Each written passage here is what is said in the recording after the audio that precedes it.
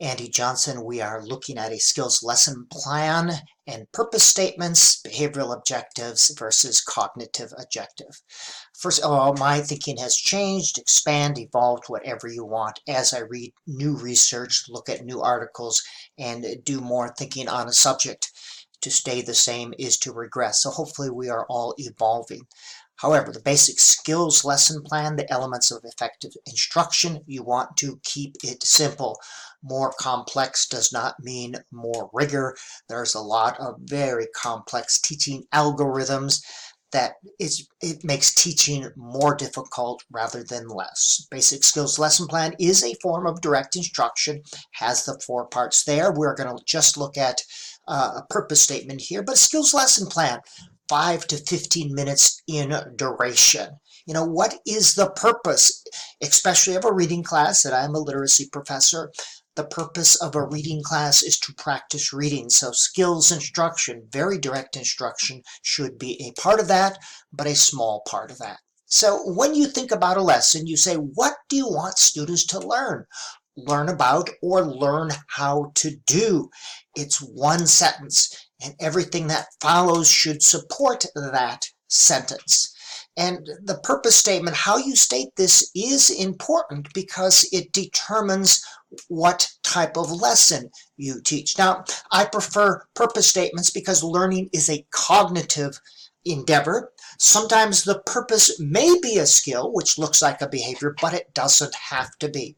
That's the main difference between a purpose statement and a behavioral objective.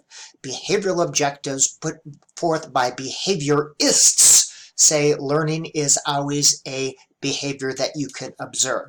So a purpose statement can be a behavior, but it doesn't have to. It's more likely a skill. Students will be able to. That is a skill. So here's some examples. Students will learn about short A sound. This tells me, okay, we're going to do a skills lesson plan, introduce the short A sound in an activity. We don't expect mastery. Students will learn about verbs, what a verb is. Students will learn how to use adjectives. They know what an adjective is. Now we're going to show them how they can use this in the context of a sentence. So that's a show how. Students will be able to recognize words with the AM phonogram. All right, that tells us that we want students to be able to see these words and recognize them in the context of the sentence. Students will be able to identify words with an SH beginning blend. All right, that tells me that students are going to do something in the activity as part of that. Now, worksheets are okay. Worksheets enable you to achieve a lesson purpose, and they're effective tools.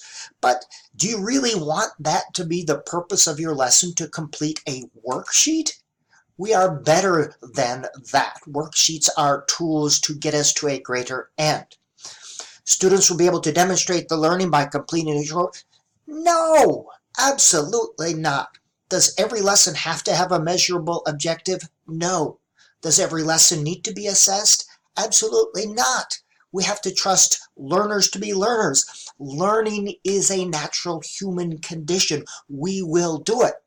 But how do we know if learning has occurred? That's the wrong question. The question is, how do we know if teaching has occurred? Look at the process more than the product. Behavioral objectives focus only on the product, and sometimes we get educational malpractice in search of a product. Focus on the process, and the product is more likely to occur. Students will learn about the SH blend. Students will be able to identify words with the SH blend. 2 perfectly good purpose statements, but the type of lessons created are a little bit different.